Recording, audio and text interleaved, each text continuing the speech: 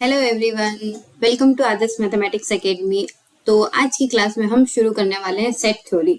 तो set theory को हम बहुत ही बेसिक से पढ़ने वाले हैं, लाइक सेट क्या होते हैं, फिर उनके नोटेशन किस तरीके की होती है, उनका रिप्रेजेंटेशन कैसा होता है। तो इन सब चीजों के बारे में आज की क्लास में हम डिस्कस करने वाले हैं। तो आइए शुरू करते हैं बहुत ही बेसिक से। तो सबसे पहले अपन देखते हैं, जब सेट थ्योरी ही पढ़ रहे हैं तो सबसे पहले तो यही देखेंगे कि सेट क्या होता है ना। तो बेसिकली सेट क्या होता है, एक वेल डिफाइंड कलेक्शन होता है ऑफ डिस्टिंक्ट ऑब्जेक्ट। किसका कलेक्शन होता है भाई? ऑब्जेक्ट्स का कलेक्शन, जो कि कैसा होना चाहिए? वेल डिफाइंड होना चाहिए। तो देखते हैं, डेफिनेशन से कुछ क्लियरिटी नहीं मिल रही है, अपन एक एक वर्ड को छांट छांट के देखते हैं कि क्या मतलब है इन वर्ड्स का। तो सबसे पहले है कि ऑब्जेक्ट्स। ऑब्जेक्ट्स का क्या मतलब है? ऑब्जेक्ट्स का मतलब है ऐसी चीजें जिनको हम छू सकते हैं, ऐसी चीजें जिनको हम फील कर सकते हैं, ऐसी चीजें जो हमारे इमेजिनेशन में है, ऐसी चीजें जो हमारे आइडियाज हैं, या फिर कुछ भी ऑब्जेक्ट्स कुछ भी हो सकता है। आप ये नहीं समझ सकते उसमें किस क्या ये सिर्फ आइडिया ही होगा या फिर ये कोई ऐसी चीज होगी जिसको हम छू सकते हैं। ऐसा कुछ भी नहीं है, ऑब्जेक्ट कुछ भी हो सकता है ना।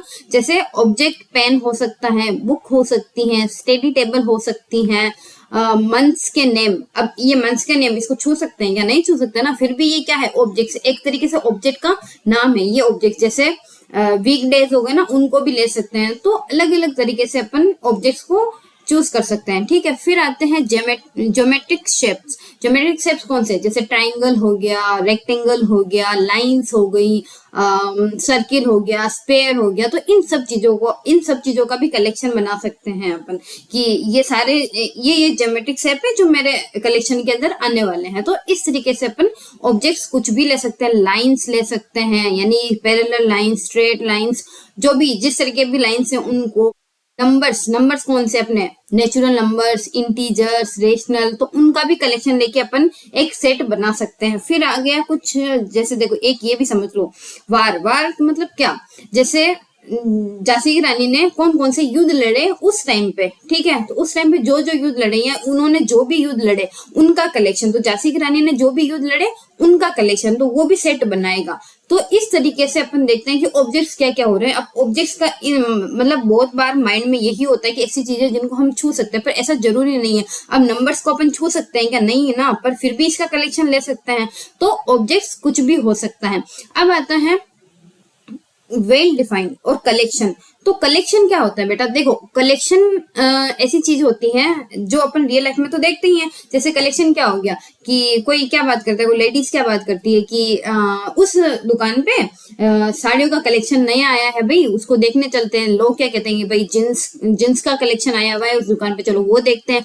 तो कलेक्शन वर्ड अपने रियल लाइफ में कुछ भी कलेक्ट कर रहे हैं, बुक्स कलेक्ट कर रहे हैं अपन, कुछ सामान कलेक्ट कर रहे हैं, तो कलेक्शन तो वही वर्ड हो गया। तो उसको अपन मैथ्स की दुनिया में क्या बोल रहे हैं? सेट बोल रहे हैं। जब अपन रियल लाइफ में तो अपन कलेक्शन बोल रहे हैं, रियल लाइफ में अपन सेट थोड़ी बोलते हैं कि उस दुकान पे साड़ियों का सेट आया है, वो तो नहीं बोलते ना, बोलते तो कलेक्शन ही है। तो वो कलेक्शन वर्ड को ही मैथ्स में अपन क्या बोल रहे हैं? सेट बोल रहे हैं। पर उसमें और कुछ चीजें वेरीफाई की गई है, उसको कलेक्शन वर्ड को वेरीफाई किया गया। कैसे? जो कलेक्शन है ना वो वेल डिफाइंड होना चाहिए। अब भाई ये वेल डिफाइंड क्या है? ये तो हमने कभी नहीं देखा।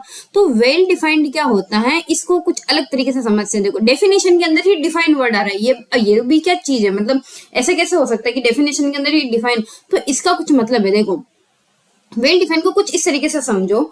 जैसे अगर मैं बात करूं, मैं दो स्टूडेंट को लेती हूँ, मैं उनको कहती हूँ कि भाई तुम अपनी क्लास में तुम्हारे जो भी क्या बोलते हैं, अपनी क्लास में भी नहीं, तुम ये देख लो कि तुमको कौन से क्रिकेटर्स पसंद है, तुम ये देख लो। तुमको जो क्रिकेटर्स पसंद है तुम वो कलेक्शन बना के या एक कॉपी पे उनके नाम लिख के मेरे को दो, है ना। तो अब मैं दो स्टूडेंट को पूछ लूं, एक मेरे पास लेके आया, उसने क्या लिखा? उसने लिखा विराट कोहली, महेंद्र सिंह धोनी। उसने ये दो नेम लिखे। भाई मैम मेरे को तो ये दोनों ही अच्छे लगते हैं, मेरे लिए तो यही अच्छे क्रिकेटर्स हैं। फिर दूसरा बच्चा लेके आया मेरे पास, वो क्या लेके आया? उसने लिखा कि सचिन तेंदुलकर और महेंद्र सिंह धोनी। उसने ये दोनों लिख दिया। अब उसके लिए अच्छे क्रिकेटर्स हैं और उसके लिए अच्छे क्रिकेटर्स वो दोनों है, तो दोनों के लिए अलग अलग हो गया ना। कॉमन भले आ गया उनके लिए कि महेंद्र सिंह धोनी दोनों में कॉमन है, पर जो कलेक्शन बन रहा है दोनों का वो तो अलग अलग बन रहा है। तो भाई अब ये क्या चीज हो गई? अब तो मैं इसका कैसे कलेक्शन बनाऊं? अब तो एक ऐसे तो मैं हर पर्सन को पूछूंगी, अलग अलग को पूछूंगी, सबके लिए अलग अलग भाई अलग अलग क्रिकेटर्स होंगे, तो ये क्या बात होगी? तो वेल डिफाइंड का क्या मतलब होता है कि अगर मैं किसी से भी पूछूं, किसी से भी दुनिया के किसी भी व्यक्ति से पूछूं ये कलेक्शन बना के दो, तो वो सेम ही कलेक्शन बनाए, कोई दूसरा कलेक्शन नहीं बनना चाहिए। एक ही कलेक्शन आए भाई मेरे पास, मैं चाहे किसी को भी जाके पूछूं। तो अगर मैं पूछूं किसी से कि अपने इंडिया में जितने भी स्टेट्स हैं उनके नाम का कलेक्शन बना के दो मेरे को, तो अब मैं किसी से भी पूछूं, कोई भी बच्चा हो, कोई भी रैंडम किसी भी पर्सन से भी पूछूं, तो वो 28 का 28 स्टेट का नाम देगा कि नहीं देगा मेरे को? उसके अलावा कोई और देगा क्या? नहीं देगा ना। अब मैं किसी जो जिसको बाहर इंडिया के बारे में नॉलेज होगा तो वो भी वो 28 के बारे में बताएगा, क्या वो उसके अंदर पाकिस्तान डाल देगा, यूके डाल देगा? नहीं डालेगा ना, वो 28 ही नेम रहेंगे। अब चाहे मैं किसी से भी पूछूं वही बन रहा है। तो जब यही एक ही कलेक्शन बन के आ रहा है अपने पास, अलग अलग नहीं बन के आ रहे हैं, तो वो होता है वेल डिफाइंड कलेक्शन। ऐसा कलेक्शन जो क्या हो, वेल डिफाइंड हो। ठीक है, तो इसको और तरीके से भी समझ सकते हैं, जैसे देखो यस और नो। अगर मैं एक चीज पे हाँ, इस पे या तो यस मिल रहा है मेरे को या नहीं, या तो हाँ मिल रही है या मेरे को ना ही मिल रही है।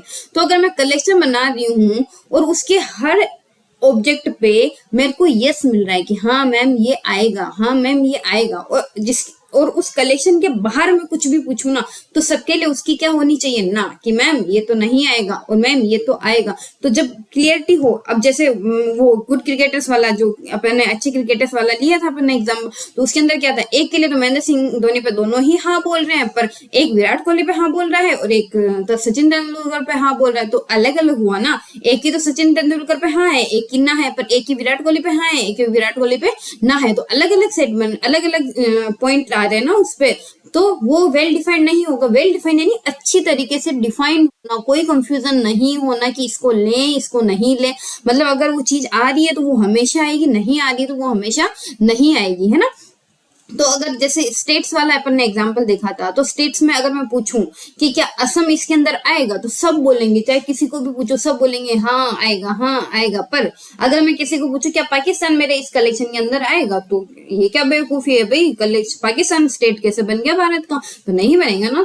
तो उसके लिए तो नो आ गया। तो एक चीज हो गई हाँ, एक चीज हो गई ना। तो इस तरीके से अपन इसको समझ सकते हैं। ठीक है, तो इन एग्जांपल्स की हेल्प से और क्लियरिटी लेते हैं अपन इस पे कि क्या वेल डिफाइंड है, क्या वेल डिफाइंड है, उसको और अपन मजबूत करते हैं।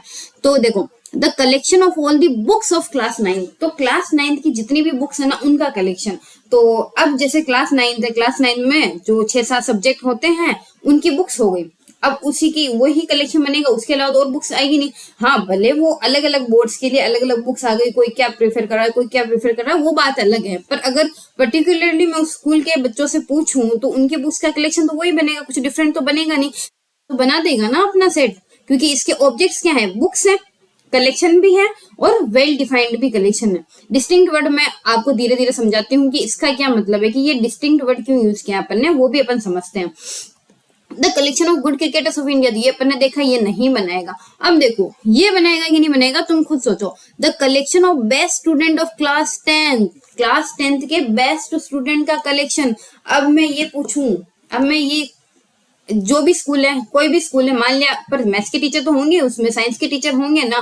तो अगर मैं मैथ्स के टीचर से जाके पूछूं कि आप जो 10th क्लास पढ़ाते हो उसमें आपके बेस्ट स्टूडेंट कौन है, तो वो 4-5 बच्चों के नाम लाके मेरे को दे देंगे कि भाई ये स्टूडेंट्स हैं जो मेरे बेस्ट स्टूडेंट है। और उन्होंने बेस्ट स्टूडेंट किस तरीके से डिफाइन कराया, उन्होंने डिफाइन कराया कि जिनके क्लास में मैथ्स के अंदर 90+ मार्क्स आते हैं वो उनको बेस्ट स्टूडेंट मान रहे हैं, अपन उनके बेस्ट स्टूडेंट मान रहे। ठीक है, वो 5 बच्चों का कलेक्शन आया, मान लिया राम, श्याम, शिवानी, गीता, जो भी है 4-5 बच्चों का नाम। फिर मैं साइंस के टीचर को जाके पूछती हूँ आप क्लास 10th लेते हो, आपकी क्लास के बेस्ट स्टूडेंट की लिस्ट लाके मेरे को दो। अब वो कैसे बेस्ट स्टूडेंट डिफाइन करा रही है, वो डिफाइन करा रहे हैं कि जो बच्चा डायग्राम अच्छे बनाते हैं, क्योंकि साइंस में क्या होता है, कुछ डायग्राम बहुत, बायोलॉजी के अंदर इनमें डायग्राम होते हैं। तो जो डायग्राम अच्छा बना रहे हो, प्रेजेंट अच्छा कर रहे हो और एक्सप्लेन अच्छा कर रहा है, भले उसके मार्क्स कम आ रहे हैं, पर इस तरीके से उन्होंने बेस्ट स्टूडेंट। तो उनके में आ गया कि कोई शिवानी नाम की लड़की है और राम नाम का लड़का है, या फिर और दूसरे नाम का कोई भी है ना। तो उनके कलेक्शन में कुछ अलग बच्चे आ गए, उनके कलेक्शन में कुछ अच्छे बच्चे आ गए। तो दोनों के जो लिस्ट लाके दी उन्होंने मेरे को, तो अलग अलग बनी। भाई बेस्ट स्टूडेंट तो बेस्ट स्टूडेंट होता है, पर फिर भी अलग आया, क्योंकि अलग अलग टीचर्स के लिए बेस्ट स्टूडेंट का मतलब अलग अलग हुआ। अब हिंदी के टीचर से पूछूंगे तो वो बोल देगा कि जो स्पष्ट रूप से हिंदी बोलता हो वो मेरे लिए बेस्ट स्टूडेंट है, जिसको व्याकरण अच्छी आती है, वो शुद्ध रूप से हिंदी बोलता है, तो वो हो गया मेरा बेस्ट स्टूडेंट। तो हर टीचर्स के लिए बेस्ट स्टूडेंट अलग अलग हो गए, तो वो कलेक्शन अलग अलग बन गया। ये भी अपना सेट नहीं बनाएगा भाई, कलेक्शन अलग है, सेट अलग है। कलेक्शन कलेक्ट करना और सेट को अपन कलेक्शन को ही वेरीफाई करके बना रहे हैं ना, तो दोनों चीजें अलग है। सेट कलेक्शन है, बट कलेक्शन सेट बने या नहीं बने ये अपनी डेफिनेशन जो डिफाइन करा रहे हैं उस पर डिपेंड करता है ना। अब देखो, the collection of all the states of India. अब इंडिया के जितने भी स्टेट्स हैं उनका कलेक्शन, ये तो बन रहा है, अपन ने देखा। अब देखो next example, the collection of all the natural numbers that divide 6। वो सारे नेचुरल नंबर जो 6 को डिवाइड करते हैं। तो भाई 6 को डिवाइड करने वाले पहले तो देखो नेचुरल नंबर्स कौन से हैं, तो कहां से शुरू होते हैं, 1 2 3 4 एंड सो ऑन, ठीक है, ये चलते रहते हैं अपने नेचुरल नंबर्स। और वो सारे नेचुरल नंबर जो 6 को डिवाइड करते हैं, भाई 6 को डिवाइड कौन करता है, 6 को डिवाइड करता है 1 2 3 एंड 4, सॉरी 4 नहीं 6 है ना। तो ये हैं जो 6 को डिवाइड करने वाले नेचुरल नंबर्स हैं। तो ये कलेक्शन, अब ये मैं किसी से भी पूछूं तो क्या अलग नहीं बनेगा, सबकी हाँ होगी। मैं पूछूंगी क्या 2 6 को डिवाइड करता है, तो सब बोलेंगे हाँ। पर क्या मैं पूछूं 4 इसको डिवाइड करता है क्या, तो सब बोलेंगे ना। तो इस सेट के अंदर जो भी एलिमेंट्स आ रहे हैं उसके लिए सबकी हाँ है, और जो बाहर सबकी ना है। क्योंकि अगर मैं 12 लेके आ जाऊं, क्या 12 6 को डिवाइड करता है, नहीं करता है, तो सबकी ना है। तो ये सेट बन जाएगा अपना, है ना। अब the collection of all the delicious food, वो कलेक्शन लो डिलीशियस फूड का। तो अब तो देखो ये तो नहीं बनेगा, कैसे नहीं बनेगा, किसी को क्या पसंद है, किसी को क्या पसंद है, किसी के लिए क्या डिलीशियस है। अब मैं किसी एक लड़की से पूछ लूँ तो बोल देगी मेरे को तो पानी पूरी ही अच्छी लगती है, मैंने तो कलेक्शन में ही यही कुछ नहीं आने वाला, तो उसके लिए तो डिलीशियस वो है। अब मैं किसी लड़के से पूछ लूँ तो वो बोलेगा मेरे को पिज्जा पास्ता इडली सांबर, तो उसके लिए वो चीजें हो गई, तो उसको वो अच्छी लग रही है। तो डिलीशियस फूड की डेफिनेशन अलग अलग हो गई ना, पर्सन टू पर्सन वेरी करेगा। ये तो मैं किसी से भी एक क्या बोलते एक फैमिली के अंदर ही मैं 4-5 लोगों से पूछ लूं तो हर मतलब सबको अलग अलग, किसी को दूध पीना अच्छा लगता है, किसी को चाय पीना अच्छा लगता है, तो सबके लिए अलग अलग चीजें हो गई ना। तो ये भी पर्सन टू पर्सन वेरी कर रहा है, तो वेल डिफाइंड नहीं है ये चीज, तो ये भी अपना सेट नहीं बनेगा। अब आता है the collection of all the prime numbers which is less then 12। तो 12 से छोटे जितने भी प्राइम नंबर्स हैं उनका कलेक्शन। तो भाई प्राइम नंबर्स कौन है, वो भी 12 से छोटे, तो क्या बनेगा ये अपना सेट 2 3 5 7 11, यही बनेगा। इसके अलावा तो और कोई बनने नहीं वाला। अब इस सेट के अंदर जो एलिमेंट है जिसके लिए सबकी हाँ, बाहर वाले सबके लिए सबकी ना होगी, है ना। तो ये भी अपना क्या बन जाएगा, कलेक्शन बन जाए, कलेक्शन सेट बन जाएगा, तो ये भी बन जाएगा। तो इस तरीके से सेट की डेफिनेशन और उसके एग्जांपल अपन ने देखे हैं। तो और इसको रियल लाइफ में कैसे देख सकते हैं, देखो रियल लाइफ में अपन सेट वर्ड कहाँ यूज करते हैं, आप भी देखो कहाँ यूज कर रहे हैं। जैसे जब नई अपन स्कूल में जाते हैं, अपनी क्लास शुरू होती है, तो अपन बुक्स लेते हैं, तो क्या होते हैं, एक 9th क्लास की बुक्स का सेट दे दो, 10th क्लास की बुक का सेट दे दो, सेट वर्ड वहां यूज कर रहे हैं, सेट वर्ड, है ना। और देखो कैसे, जैसे एक मैंने ये किराने की दुकान का एग्जाम्पल लिया है। किराने की दुकान के एग्जाम्पल में किराने वाला क्या करता है, वो एक जैसी चीजों का कलेक्शन बना के उसको अलग अलग जगह रखता है, एक जैसी चीजों का सेट बनाता है वो। जैसे यहाँ देखो उसने क्या किया, कोलगेट का सेट बनाया, कोलगेट जितने भी कोलगेट है उनका सेट बनाया और उसको उन्होंने एक जगह रख दिया, एक सेकंड, है ना। और फिर उसने क्या किया, जैसे वेस्लिन ली, वेस्लिन का कलेक्शन बनाया उसने और वेस्लिन को अलग जगह रख दिया, है ना, वेस्लिन को अलग जगह रख दिया। फिर उसने क्या किया, पेप्सोडेंट लिए, ये भी तो टूथपेस्ट है, ये भी टूथपेस्ट है, तो उसने क्या किया, वेराइटी ले ली कि कोलगेट को अलग जगह रखेंगे, पेप्सोडेंट को अलग जगह रखेंगे। और भी क्या करते हैं, जो छोटे साइज वाले पेप्सोडेंट होते हैं उनको अलग जगह रख दिया, बड़ी साइज वालों को अलग रख दिया। तो इस तरीके से उनके सेट को अरेंज किया, यानी इसको सेट कर दिया। किराने की दुकान क्या करता है, ये दुकान अच्छे से सेट है भाई, अच्छी से, और हाँ जैसे सेट है मतलब अच्छा खासा कमा रहा है, तो सेट वर्ड वहां पे भी यूज होता है। और अपन देख सकते हैं किचन में, अपने किचन में किस तरीके, मम्मी क्या करती है, ग्लास का सेट बनाया उसको एक जगह रखा, प्लेट्स का सेट बनाया उसको एक जगह रखा, चम्मच का सेट बनाया उसको अलग जगह रखा। तो सब चीजों को अपने किचन में भी तो सेट किया हुआ होता है। तो इस तरीके से अपन रियल लाइफ में इन वर्ड्स का यूज करते हैं, पर मैथ्स की दुनिया में भाई ये बिल्कुल अलग है। जो अपन देख रहे हैं कलेक्शन है, और वो कलेक्शन भी वेल डिफाइंड है। इस शब्द पे जोर करना है भाई अपन को, वेल डिफाइंड। क्या मतलब है इसका? वेल डिफाइंड, अच्छी तरीके से डिफाइंड होना, कोई कंफ्यूजन नहीं होना। सबकी हाँ है तो हाँ है, सबकी ना है तो ना है। और उसके लिए अपन ने ये एग्जाम्पल्स देखे, ठीक है। अब आगे देखते हैं कि और क्या चीजें हैं सेट्स के अंदर। तो सेट्स के अंदर देखो, जब अपन बोलते हैं ना ऑब्जेक्ट, क्या बोलते हैं? ऑब्जेक्ट। तो ऑब्जेक्ट को ही अपन क्या बोल सकते हैं? ऑब्जेक्ट को अपन एलिमेंट्स भी बोल सकते हैं, ऑब्जेक्ट्स को हम मेंबर्स भी बोल सकते हैं। अब जैसे मैं बोलूं कि मैं मेरे दादाजी की पोती हूँ, तो मैं ये भी तो बोल सकती हूँ ना मैं मेरे पापा की बेटी हूँ, है ना? चीजें सेम है ना। तो अपन बोलने का तरीका है कि अपन उसको क्या बोल रहे हैं। तो ऑब्जेक्ट्स भी बोल सकते हैं, एलिमेंट्स भी बोल सकते हैं, मेंबर्स भी बोल सकते हो। तो ये हर व्यक्ति के लिए अलग अलग, यानी हर बुक में अलग अलग वर्ड यूज किए गए हैं। कोई बुक एलिमेंट्स बोलती है, कोई बुक मेंबर्स बोलती है। कभी कभी अपन खुद से ही अपने मन से ही यूज करने लग जाते हैं मेंबर्स, एलिमेंट्स, ऑब्जेक्ट। तो ये सारे सेम वर्ड्स हैं, इनमें कंफ्यूजन नहीं होना है, ठीक है। Sets are usually denoted by capital letters. तो सेट किससे यूज किया जाता है? कैपिटल लेटर से। इंग्लिश अल्फाबेट के जो कैपिटल लेटर्स होते हैं ना, उनसे सेट को डिनोट करते हैं। और जो एलिमेंट्स होते हैं ना, उनको स्मॉल लेटर से डिनोट करते हैं। तो कैपिटल लेटर से कैसे डिनोट करते हैं वो देखते हैं। तो जैसे अपन ने यही बनाया था, कौन सा? The collection of all the natural numbers that divide 6। तो इसको किस तरीके से लिखेंगे अपन? a is equals to 1 2 3 and 6। ये ही अपना सेट बना था। तो मैंने क्या किया? कैपिटल लेटर से डिनोट कर दिया। अब यहाँ पे ये मत समझ लेना कि सेट के अंदर कुछ भी अपन एबीसीडी लिख देंगे, नहीं लिखना। जो सेट का एलिमेंट है ना, उसको लिखना। ये तो बस रिप्रेजेंटेशन के लिए है कि इस तरीके का फॉर्मेट होता है सेट का, है ना। अब मैं ये भी बोल सकती हूँ कि 1 जो है ए का एलिमेंट है, 2 जो है ए का एलिमेंट है। क्या मैं ये भी बोल सकती हूँ कि 2 ए का मेंबर है। तो मैं कुछ भी वर्ड यूज कर सकती हूँ।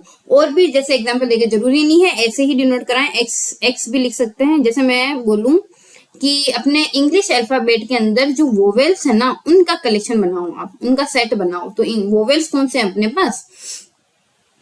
ए ई आई ओ यू। तो ये अपना कलेक्शन बन गया, है ना। इस तरीके से अपन सेट को रिप्रेजेंट करते हैं ना। ये भी एक तरीका है जो आगे अपन देखने वाले हैं आज की ही क्लास में। और किस तरीके से और एग्जाम्पल ले सकते हैं, जैसे एक हफ्ते में जितने दिन आते हैं ना, उनका कलेक्शन बनाओ। तो जितने दिन आते हैं, कौन से? 7 दिन आते हैं, और उसको मैं डिफाइन कर रही हूँ एक्स से। और कौन कौन से दिन आते हैं अपने, देखो, संडे, मंडे, ट्यूसडे, वेंसडे, है ना। ये सारे यहाँ पे उसको मैंने डॉट से रिप्रेजेंट कर दिया, और लास्ट में सैटरडे। तो इस तरीके से ये 7 दिन ही तो आते हैं अपने, है ना। तो इस तरीके से अपन इसका कलेक्शन बनाते हैं। तो ये इस तरीके से सेट का रिप्रेजेंटेशन है। अपन ये भी बोल सकते हैं कि सेट जो है एक्स का ऑब्जेक्ट है, सेट उसका एलिमेंट, संडे उसका सेट बोल दिया क्या मैंने? संडे इसका एलिमेंट है, मेंबर है, कुछ भी बोल सकते हो। आपके ऊपर डिपेंड करता है कि आप क्या यूज कर रहे हो। ये सारे सिनोनिम्स टर्म्स है ना। तो अब आगे और देखते हैं भाई, टर्मिनोलॉजीज, कुछ अच्छी अच्छी नोटेशंस हैं, उनको पढ़ते हैं। तो अब मैं जब बोल रही हूँ ना, यहाँ पे क्या बोल रही हूँ मैं? क्या बोल रही हूँ कि ए जो है ना एक्स का एलिमेंट है, या ए जो है एक्स का मेंबर है, यही तो बोल रहे हैं। तो अगर जब अपन थ्योरी लिखने चलेंगे तो अपन क्या लिखेंगे? A is an element of x, ये तो लिखेंगे। इतना लिखना पड़ेगा भाई मैथ्स के अंदर। और मैथ्स के अंदर तो अपन को जोर आता है थ्योरी लिखने में। तो उसके लिए भी समाधान है अपने पास। देखो क्या समाधान है। If A is an element of a set A, अगर ए जो है सेट ए का एलिमेंट है, we say that a belongs to a. A क्या है? ए का एलिमेंट, ए बिलोंग्स कर रहा है। अपन बोल कह रहे हैं a belongs to a. The Greek symbol epsilon is used to denote the phrase belongs to. इस बिलोंग्स टू वर्ड की जगह अपन एप्सिलॉन वर्ड यूज कर रहे हैं। Thus we write A belongs to A if B is not an element of set A. अगर B उसका set का element नहीं है, तो अपन बोलते हैं we write as b does not belongs to, and read it as b does not belongs to, यानी does not belongs to a की जगह सिर्फ क्या आ गया? ये वाला सिंबल आ गया। ये सिंबल कैसा है? जैसे ये इस तरीके से ई बनाया और इसमें काट दिया, है ना। एप्सिलॉन किस तरीके से बन रहा है? ये इस तरीके से, इस तरीके से, है ना। तो ये क्या बन गया अपने पास एप्सिलॉन। तो अपन जब ये बोल रहे हैं ना कि 1 जो है इस सेट का एलिमेंट है, तो उसकी जगह लिख देंगे कि 1 belongs to x, 1 belongs to a, 1 belongs to y। इस तरीके से अपन इसको यूज कर सकते हैं, है ना। तो जैसे यहाँ पे अपन ने एग्जाम्पल देखे थे, क्या देखे थे, यहाँ पे अब मैं क्या बोल दूंगी, E belongs to x but C does to x, क्योंकि C इसका मेंबर नहीं है पर E इसका मेंबर है।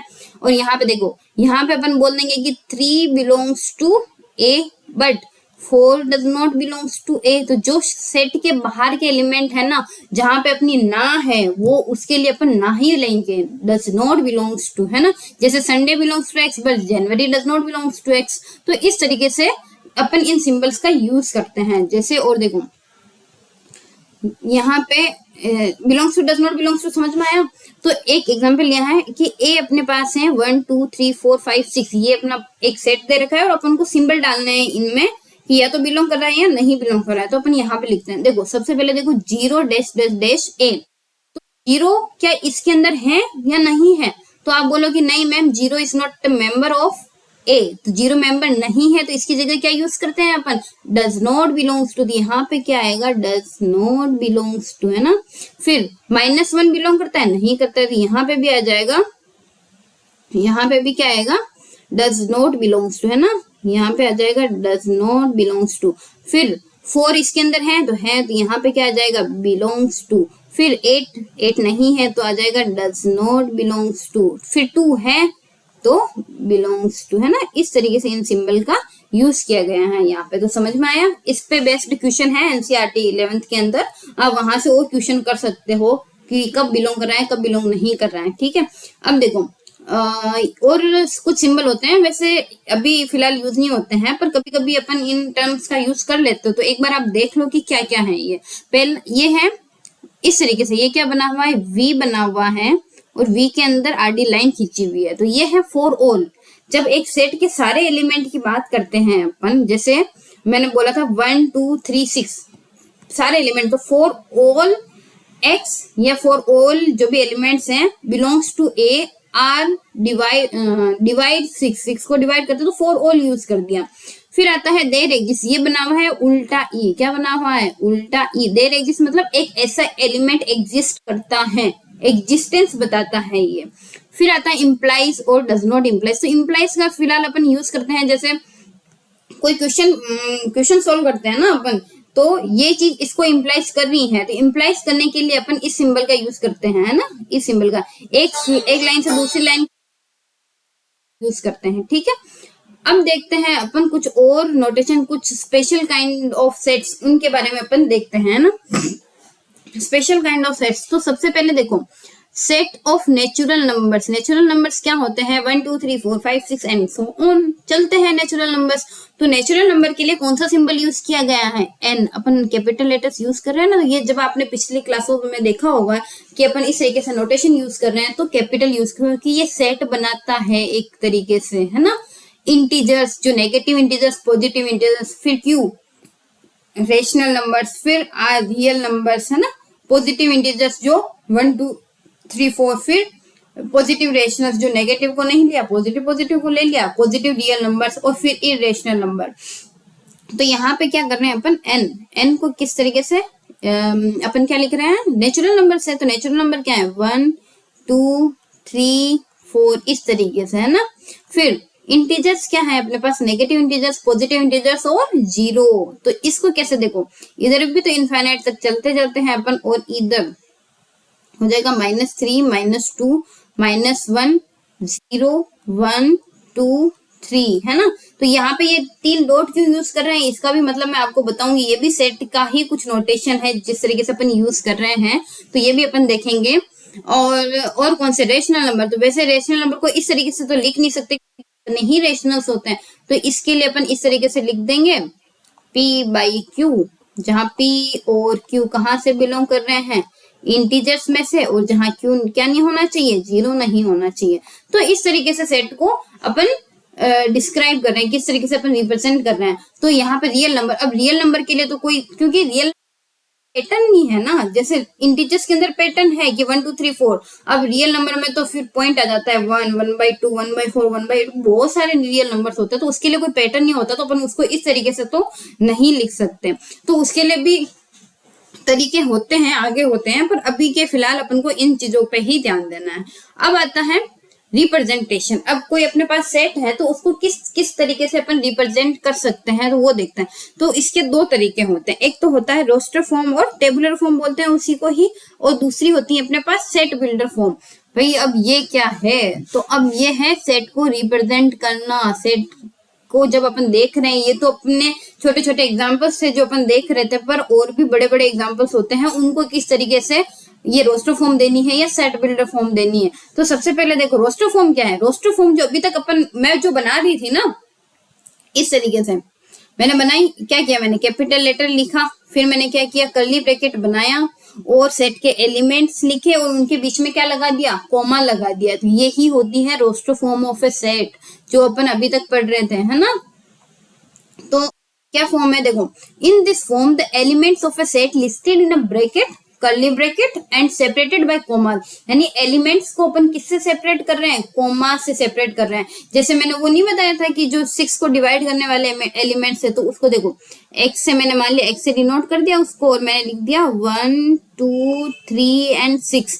तो मैंने एलिमेंट्स लिखे, उनके बीच में कॉमा लगा दिया, इस तरीके से वो सेपरेट हो गए और अपन को इस तरीके से सेट दिख रहा है।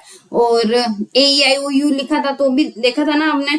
और जैसे ये नेचुरल नंबर और इंटीजर्स, इन सब के बारे में देखा था, तब भी मैं ये यूज करी थी। तो ये अपनी सिंपल फॉर्म है, रोस्टर फॉर्म है, इसमें कोई कंफ्यूजन है नहीं, बस कर्ली ब्रैकेट बनाओ, एलिमेंट्स लिखो, है ना। पर अब देखना है सेट बिल्डर फॉर्म। ये फॉर्म ये थोड़ी हेक्टिक है, पर इसको भी अपन इजी करते हैं, रूल्स बनाते हैं, इजी इजी स्टेप में चलते हैं कि सेट बिल्डर फॉर्म क्या होती है भाई। अब देखते हैं सेट बिल्डर फॉर्म। तो उससे पहले एक चीज देखो, जब अपन सेट बनाते हैं ना, तो अपन लिख रहे हैं कि 1 2 3 4, तो 1 2 3 4 ही क्यों लिख रहे हैं, 2 3 1 4 क्यों नहीं लिख सकते, या फिर अपन 3 1 4 2 कुछ भी लिख सकते हैं ना, क्योंकि एलिमेंट्स तो वही है। तो बेटा लिख सकते हो, उसमें कोई दिक्कत नहीं है। जब भी अपन सेट के एलिमेंट को रोस्टर फॉर्म में लिखते हैं, तो उसके अंदर ऑर्डर मैटर नहीं करता है। जैसे आप उसमें लिख रहे थे ना AEI, तो आप इसको ऐसे लिखो, चाहे आप लिख दो EAOIU, आप इसको इस तरीके से भी लिख सकते हो, आप इसको इस तरीके से भी लिख सकते हो, तो दोनों सेम ही है। इनमें ऑर्डर जो है मैटर नहीं करते हैं, आप चाहो जैसे लिख सकते हो। तो ये रोस्टर फॉर्म की ही बात करें ना, तो उसका ही पॉइंट है ना। अब देखते हैं सेट बिल्डर फॉर्म में। तो सेट बिल्डर फॉर्म क्या होती है, तो सबसे पहले अगर सेट बिल्डर फॉर्म बनानी है ना, तो उसके लिए आपको गिवन होगी रोस्टर फॉर्म उस सेट की, कि ये सेट है और इसके आप सेट बिल्डर फॉर्म बना के मेरे को दो, है ना।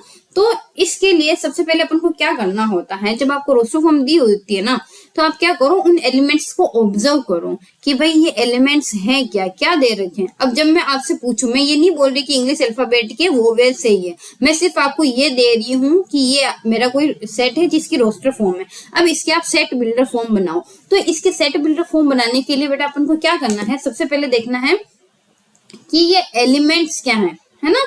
एलिमेंट्स किस तरीके से दे रखे हैं, एलिमेंट्स को ऑब्जर्व करना कि क्या प्रॉपर्टी है इनके पास, या क्या कंडीशन लगी हुई है।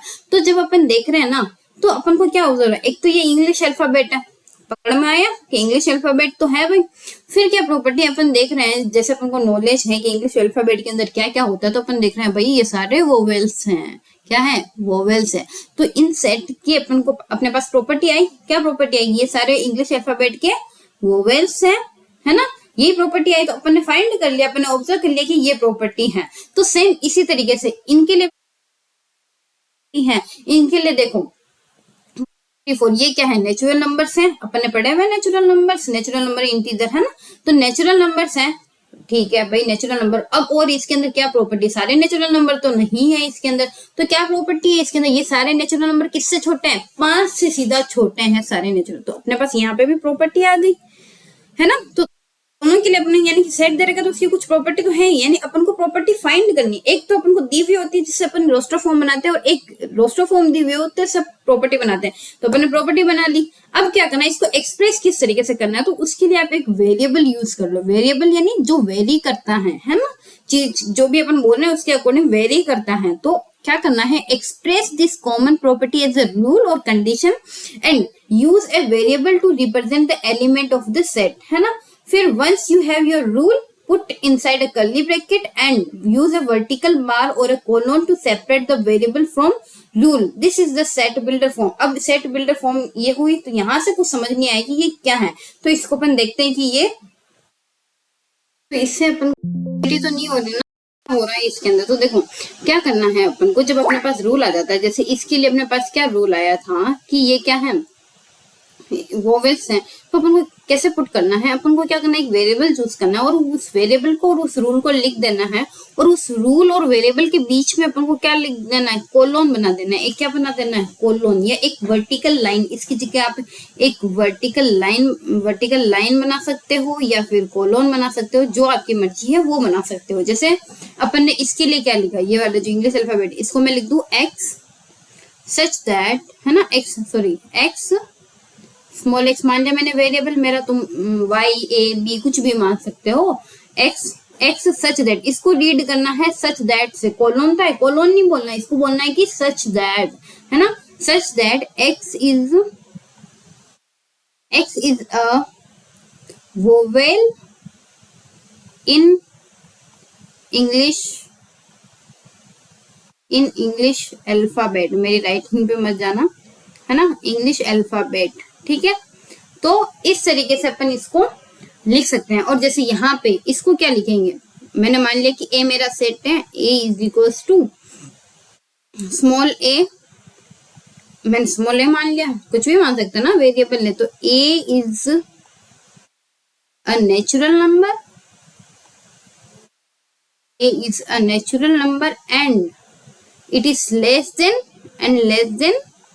5, है ना, ये मेरी प्रॉपर्टी होगी। तो इस तरीके से अपन को सेट बिल्डर फॉर्म बनानी है। जो लिखा हुआ है उसको क्या कर देना है, एक वेरिएबल लेना है और रूल बना देना है और बीच में कॉलोन या वर्टिकल लाइन। तो अब इन पे बेस अपन क्वेश्चन करते हैं तो अपने पास और क्लियरिटी हो कि हाँ भाई सेट बिल्डर फॉर्म ये है, रोस्टर फॉर्म ये है।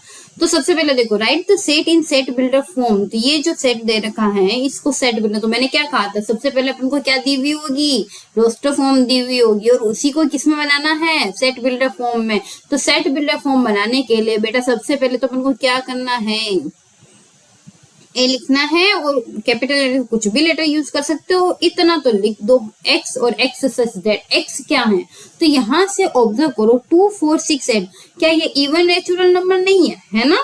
तो इवन नेचुरल क्या है, नंबर्स कौन सा, 2 4 6 8 10 12 14 16, ये सारे होते हैं, पर सारे तो नहीं है, किससे छोटे हैं, 10 से, वो सारे इवन नेचुरल नंबर जो 10 से छोटे हैं।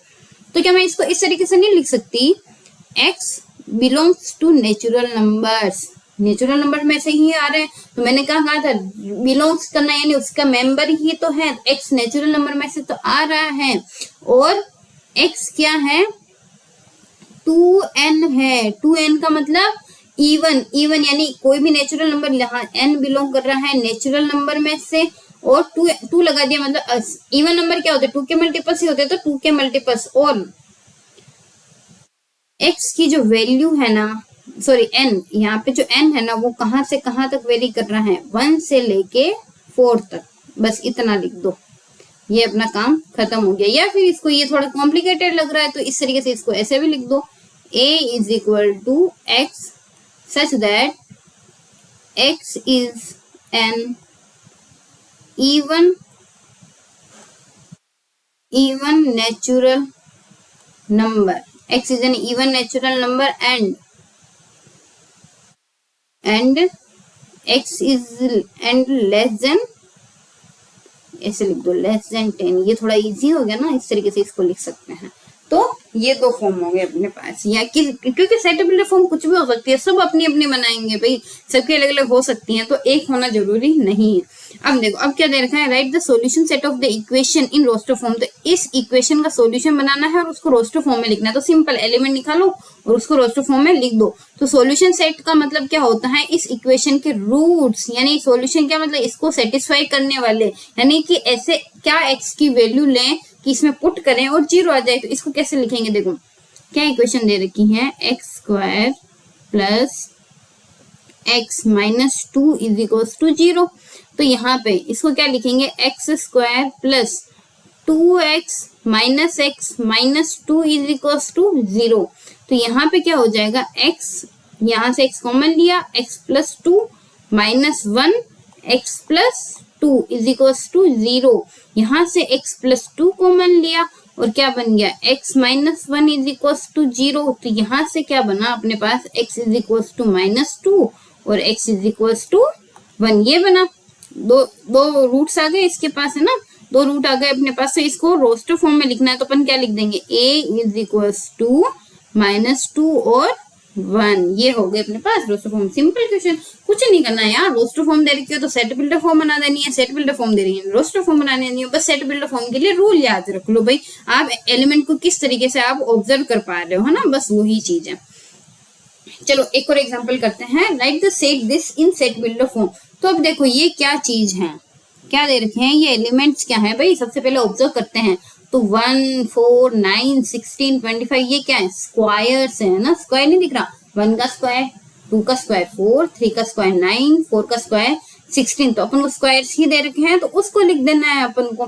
तो इसको किस तरीके से लिखेंगे, देखो, या फिर देखो और इजी बनाना है तो सबसे पहले लिख दो एलिमेंट्स को। तो मैं इसका पहला एलिमेंट मान लेती हूँ कि a1 है और a1 क्या है, 1 है, और 1 को लिख दिया 1 का स्क्वायर। फिर a2 क्या है मेरे पास, 4 है, 4 है, 4 को मैं क्या लिख सकती हूँ, 4 है ना,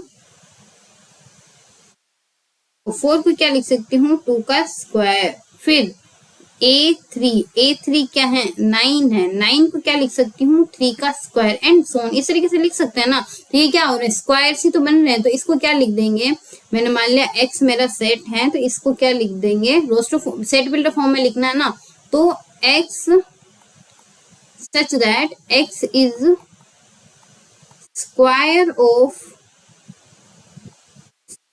ऑफ नेचुरल नंबर। x किसका स्क्वायर है, नेचुरल नंबर का स्क्वायर है। और मैंने कहा था कि एक से ज्यादा फॉर्म हो सकती हैं, तो मैं इसको इस तरीके से भी लिख सकती हूँ, x such that x is equals to n square, क्या है, n स्क्वायर, और n कहाँ से आ रहा है, नेचुरल नंबर में से। अब अपने पास नेचुरल नंबर कहाँ से शुरू होते हैं, 1 से शुरू होते हैं। तो 1 2 3 4 5 ऐसे चालू होते हैं ना। तो 1 का स्क्वायर, 2 का स्क्वायर, 3 का स्क्वायर, तो इस तरीके से चलते हैं। तो ये अपने पास क्या बन गई। अब जब भी आप इसके अंदर n की वैल्यू रखते जाओगे तो ये ही तो सेट बनता जाएगा अपने पास, है ना। अब देखते हैं और एग्जाम्पल, इस सेट को जो अपना को क्या दे रखी है, सेट बिल्डर फॉर्म दे रखी है, इसको रोस्टर फॉर्म में लिखना है। तो सबसे पहले देखो क्या कह रही है ये set builder form, x such that x belongs to natural number. तो पहली चीज क्या दे रखी है, x नेचुरल नंबर है। तो नेचुरल नंबर दिमाग में आते क्या होने चाहिए, 1 2 3 4 5 एंड सो ऑन। अब वो सारे नेचुरल नंबर्स जिनका स्क्वायर करें ना तो 17 से छोटे आने चाहिए। तो सबसे पहले देखो कौन से ऐसे नेचुरल नंबर है जिनका स्क्वायर करूं और 17। तो अपने पास शुरू से ही शुरू कर लेते हैं अपन, 1 का स्क्वायर करेंगे तो 1 का स्क्वायर क्या होता है, 1, और वो 17 से छोटा है। चलो 1 इसके अंदर आ जाएगा। फिर अगर मैं करूं 2 का स्क्वायर, तो 2 का स्क्वायर क्या है, 4, और वो भी किससे छोटा है, 17 से। फिर आ गया 3 का स्क्वायर, 3 का स्क्वायर क्या हो गया, 9, वो भी छोटा है 17 से। फिर आ गया 4, और 4 का स्क्वायर भी क्या है, 16, और वो भी क्या है, 17 से छोटा है भाई, ये भी चला जाएगा। अब मैं करूँ 5 का स्क्वायर, 5 का स्क्वायर क्या है, 25, और वो तो छोटा नहीं है भाई 17 से। तो यहाँ पे गड़बड़ी हो गई। अब 6 का स्क्वायर करोगे तो 36 आएगा, वो भी 17 से छोटा नहीं है। तो अपने पास एलिमेंट्स कौन से बने, अपना सेट क्या बना, a इज इक्वल्स टू 1 2 3 और 4, ये बन गया अपना सेट। ठीक है, तो आज की क्लास में अपन ने क्या देखा, सबसे पहले तो देखा कि सेट क्या होता है, ठीक है। फिर सेट के अंदर एलिमेंट्स को अपन क्या क्या बोल सकते हैं, क्या क्या उनका रिप्रेजेंटेशन होता है वो देखा। फिर कुछ नोटेशंस हो गई है ना, उनको देखा। फिर नोटेशंस के बाद अपन ने देखा कि सेट की क्या फॉर्म्स होती है, सेट बिल्डर फॉर्म होती है, रोस्टर फॉर्म होती है। अब रोस्टर फॉर्म कैसी होती है, सेट बिल्डर फॉर्म कैसी होती है, उनका अपन ने देखा कि भाई सेट बिल्डर फॉर्म के लिए क्या क्या रूल है। रोस्टर फॉर्म तो अपन सिंपली एलिमेंट्स को पुट कर देंगे, कॉमा लगा देंगे और हो जाएगा काम अपना, है ना। तो अपन ने इस तरीके से आज ये चीजें की, और नेक्स्ट क्लास में भी मैं 2-4 एग्जाम्पल और कराऊंगी, जिससे क्या होगा, रोस्टर फॉर्म और सेट बिल्डर फॉर्म के बारे में आपको क्लियरिटी हो जाएगी कि भाई ये क्या है, और उसके बाद आपको जरूरत नहीं पड़ेगी। और अभी भी जाके आप 11th क्लास की जो एनसीईआरटी है ना,